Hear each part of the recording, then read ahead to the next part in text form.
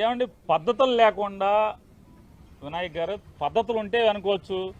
ఇదేదో అడ్డగోలు కేసులు, తప్పుడు కేసులు, ఏదో రకంగా మానసికంగా వేధించాలి, తప్పుడు కేసులు పెట్టాలి, లోపలేద్దామనే నిర్ణయానికి వచ్చాక ఇక అసలు ఒక డిపార్ట్మెంట్ కట్టిందా, రెండు ఇది కాదు రేపు ఇంకో డిపార్ట్మెంట్తో ఇదే కేసు ఇంకోటితో కూడా కట్టిస్తారు, ఇంకో చోట కూడా కట్టిస్తారు.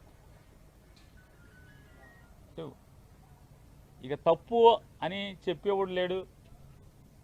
పేపర్లు టీవీలు, వాళ్ళ పేపర్లు టీవీలు బాజా కొడతా ఉంటాయి, వీళ్ళకి వంత పాడుతూ ఉంటాయి. ఇది కరెక్ట్ కేసు అంటారు.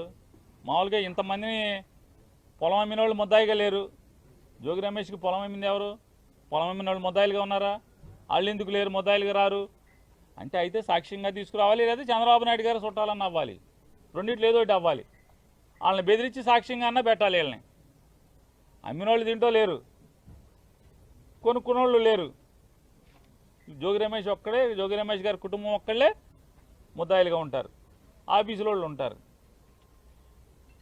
అంతిమంగా అరెస్టులు చేసి అక్రమంగా తప్పుడు కేసులు కట్టి మీ మానసిక ఆనందం పొందుతారేమో, కానీ అల్టిమేట్గా కోర్టులు ఉన్నాయి.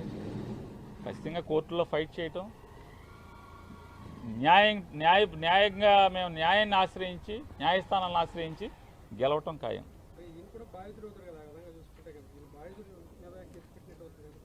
అదే అన్నా, నీకు ఉచ్చం నీచం వాయు వరుసలు ఏం లేవు. ఇక జోగి వరుస లిస్టు రాసుకున్నారు. రెడ్ బుక్ రాజ్యాంగం, రెడ్ బుక్లో ఎవడెవడున్నాడో ఆయన్ని మానసికంగా వేధించాలి, కేసులు కట్టి లోపేయాలి, సునకానందం పొందాలి. దీనికి వస్తుంది తప్ప ఏముంది? బాధితులు అవుతాడు. మీరు చెప్పినట్టు జోగి రమేష్ కుటుంబం బాధిత కుటుంబం అవ్వాలి, కానీ వీళ్ళనే నేరాంగం చేసినట్టుగా ముద్దాయిలు చేశారు. సిఐడిలో కేసు కట్టారు, ఇక్కడ కేసు కట్టారు, రెండు కేసులు, ఒకే సంఘటనకు రెండు కేసులు కట్టారు. ఏం చేసినా సరే నీ మానసిక ఆనందం తాత్కాలికం, వెనక్కి తగ్గేది లేదు. తెలుగుదేశం పార్టీ మీద, కూటమి ప్రభుత్వం మీద, జనాలను చేసే మోసాల మీద, వాళ్ళు కూటమి ప్రభుత్వం ప్రజల్ని వంచే దాంట్లో కానీ, ప్రజా వ్యతిరేక పరిపాలన చేసే దాంట్లో నిలదీయటం, పోరాటం చేయటం జోగి రమేష్ ఆగడు, జోగి రమేష్ గారు కొడుకు ఆగడు, ఎవరు ఆగరు.